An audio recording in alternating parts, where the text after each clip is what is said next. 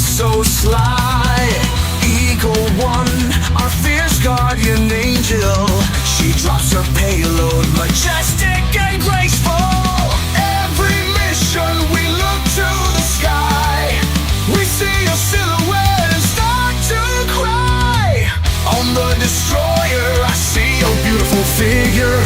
Every time my love grows ever bigger, and my heart's aching, carrying a payload of desire. I'll fight through hell just to be by her. Eagle One, please have me as yours. Your voice through calms on my jaw. Pelican One, don't be upset with me. Her love is all I crave and is the key.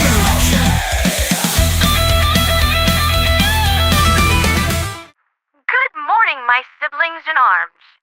That was Eagle One, My Love by Stormtrooper 115, the remastered version, a song dedicated to our partners in crime who always have our back, our Eagle bomber pilots.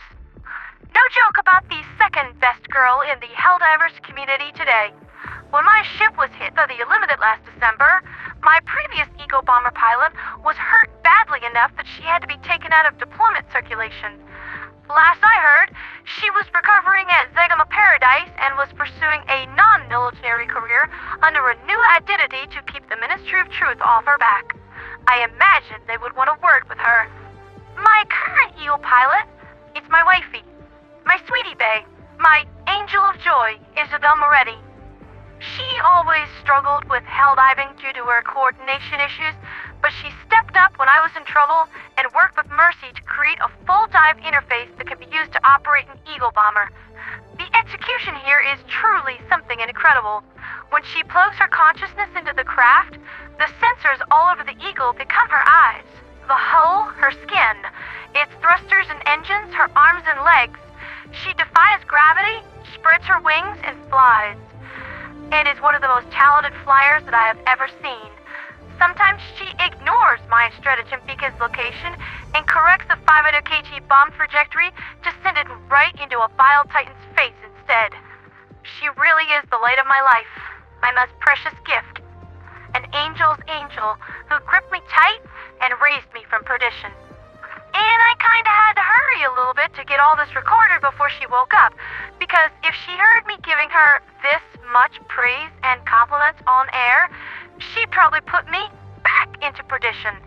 I might be in a little bit of trouble later when she hears the broadcast, but that's something for future Pandera to worry about. Today's top story is one of maximum importance. I was approached last night by one of the cryptographers within the Force Divers, my buddy Romulus. After careful analysis of the space-time anomaly tracker, he discovered that there were, in fact, distortions found in other parts of the galaxy.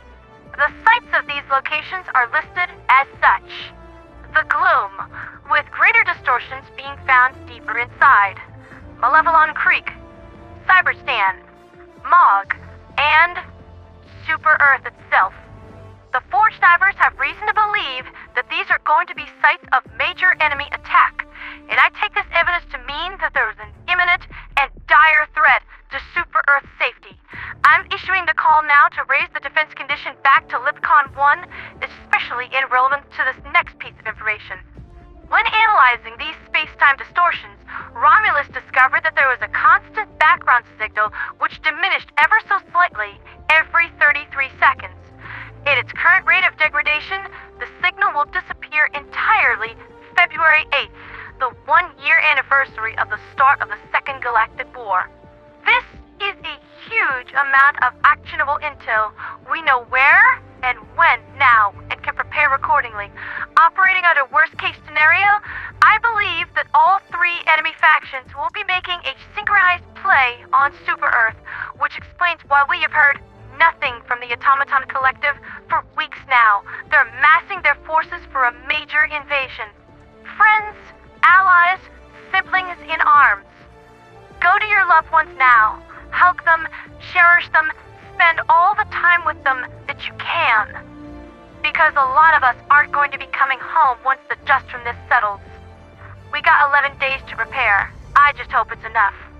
On that note, I was recently informed that the gun Gunvald Corporation had a contract fall through with the Chaos Divers about AA emplacements, where the Council of Five informed Gunvald that their AA situation was sufficient. No, it really isn't. And Gunvald, get to work on that AA anyway. I have reason to believe that one of the major avenues of enemy attack is going to blast right through the Regal sector. And the Chaos Divers need to have plans to either dig in, resist and bite, or evacuate Rogue 5 completely. I don't care what it costs, or if you just need to jam it down the Council of Five's throat. You get those emplacements installed, and if anyone complains at you, tell them Pondera said stop being stupid, word for word. You can bill me for it, if we live past February. In light of a dire threat approaching, the current victories of the Galactic Sphere seem almost inconsequential in comparison. The siege of Terek was won last night by the Bug Divers, with the Terminids thrown back into the celestial seas of the Falstaff and Umlaut sectors. Battle proceeds at good pace on Cirrus, but the majority of divers have deployed to Phact Bay along with the DSS in a desperate bid to save the planet. However, it appears their efforts might have come too late, as the Terminids are swarming across the whole of the planet and current SEAF defensive positions can't hold their ground against enemy forces of this magnitude. They might be able to hold out another hour, possibly less. Within the cursed southern frontier, the battle for Mog was lost last night, and the fight for Zea Rugosia looks like it's going to go the same way, with citizens abducted and transformed into voteless to swell the ranks of our great enemy. There's not really much I can say here. The Illuminate will be coming for us, and we need to be ready when they do, or else no one is going home. Sorry, divers. Normally I'd lie to you and tell you that everything would be alright, but this time, I don't know. That's been Liberty's latest with me, Pondera the Radio Angel. The Liberation Fleet needs to enter its highest state of readiness and be prepared for the worst possible situation within the next 11 days. As for me, hear me now, enemies of democracy. You will not find easy prey here. You will find a legion of veterans finely honed by the experience of many campaigns. If you come here, into our space, you will be bled for it, and you will suffer far more than any vengeance will ever satisfy you. If you turn around and leave, right now, Super Earth will not pursue you. You have the Radio Angel's word. But if you pursue this, we will fight, and we will win. This I swear. For liberty, for freedom, for democracy, and for Super Earth.